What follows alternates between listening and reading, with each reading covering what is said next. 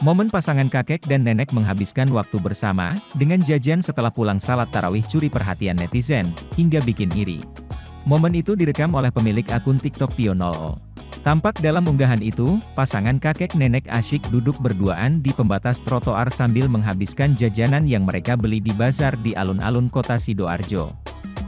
Masih mengenakan pakaian saat salat tarawih, pasangan kakek nenek ini tampak asyik makan, meski orang lalu lalang di hadapannya. Tidak terlihat dengan jelas apa jajanan yang mereka beli di bazar.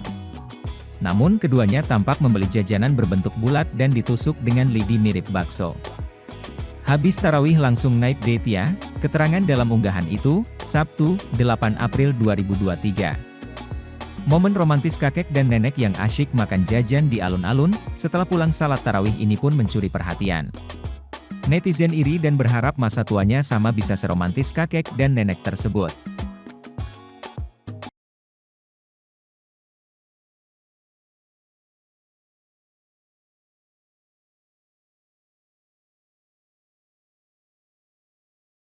Terima kasih sudah nonton.